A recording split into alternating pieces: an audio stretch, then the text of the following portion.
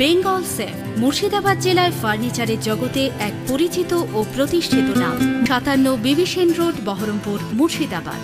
খুব জোর বেঁচে গিয়েছি। সংসদে হামলার ঘটনায় সাংবাদিক বৈঠকে মুখ খুললেন অধীর চৌধুরী। পাশাপাশি সংসদে হামলার ঘটনায় বিজেপিকে আক্রমণ করেন অধীর। তিনি বলেন, গণতন্ত্রের সব থেকে বড় প্রতিষ্ঠানে হামলা হলো, অথচ প্রধানমন্ত্রী চুপ। 2001 সালে হামলা হয়েছিল। সেদিন সোনিয়া গান্ধী অটল বিহারী বাজপেয়ীকে ফোন করে সংবাদ নিয়েছিলেন। কেন সংসদে ঢুকলো তার জবাব দিতে হবে।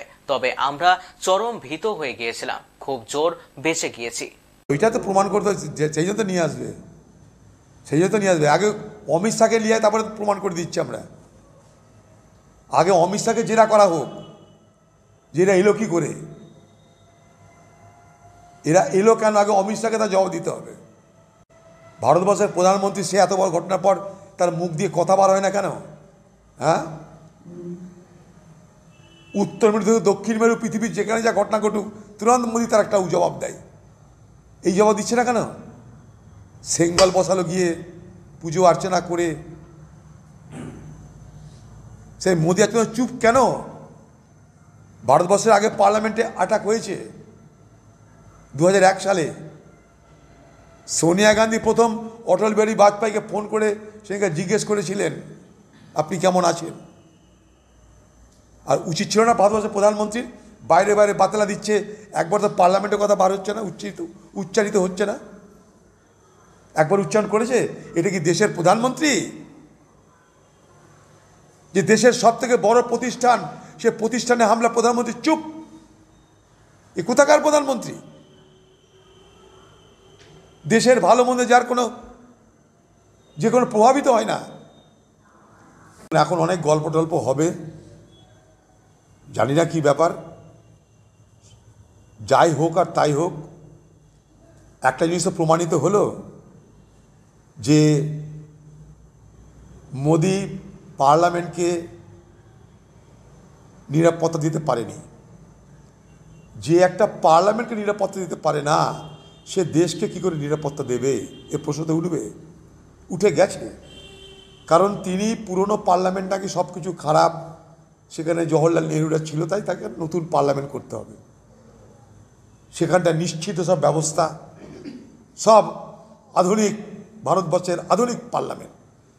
এখন কথায় আছে না একটা, যে বজ্র আটুনি ফসকা গেরো, এটা হয়েছে সেই বজ্র আটুনি ফসকা গেরো। সেখানে দেখিয়ে দিল যে তুমি কত সছিদ্র, ছিদ্রে ছিদ্রে ভর্তি তোমার গোটা প্রশাসন, তোমার সরকার, তা বুঝিয়ে দিল। বেঁচে গেছে ভারতবর্ষের মানুষ, তার আগে আমরা। কারণ সেদিকে আমরা ছিলাম তো, যে যারা গেছিল তাদের কোনো ভয়ঙ্কর কোনো আতঙ্কবাদী নয়, তারা টেরোরিস্ট নয়। আমি তাদেরকে প্রোটেস্টার বলতে চাই, তারা কিন্তু প্রতিবাদী। এখন তাদেরকে টেরোরিস্ট বলে ইউএপিএ কেস লাগিয়ে দেওয়া হয়েছে, ঠিক আছে, পার্লামেন্টে ঢুকেছে, 100 বার অপরাধ করেছে। কিন্তু প্রশ্ন হলো, যদি তারা প্রকৃত টেরোরিস্ট হতো তাহলে সেদিন কি হতো? উপরওয়ালা বাঁচিয়ে দিয়েছে, তারা সব করে দেখিয়ে দিল, অথচ তারা টেরোরিস্ট নয় এটাও দেখিয়ে দিল।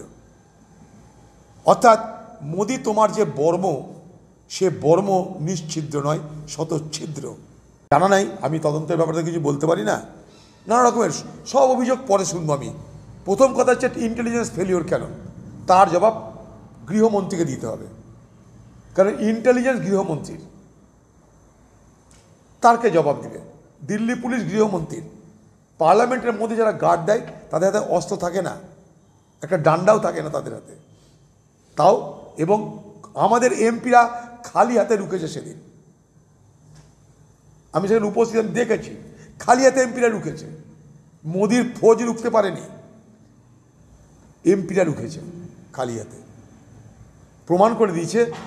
আবার বলছি যে মোদি পার্লামেন্টকে নিরাপদ করতে পারে না, দেশকে কি করে নিরাপদ করবে? বেঙ্গল সেফ মুর্শিদাবাদ জেলায় ফার্নিচারের জগতে এক পরিচিত ও প্রতিষ্ঠিত নাম। মনের ভাবনাগুলো প্রকাশ পেল, ঘর সাজাতে ইচ্ছে হলো, রকমারি আসবাব আছে একসাথে, চলো ঘর সাজাই বেঙ্গল সেফের সাথে, বেঙ্গল সেফের সাথে। Bengal safe 57 বিবিসেন road Baharampur Murshidabad.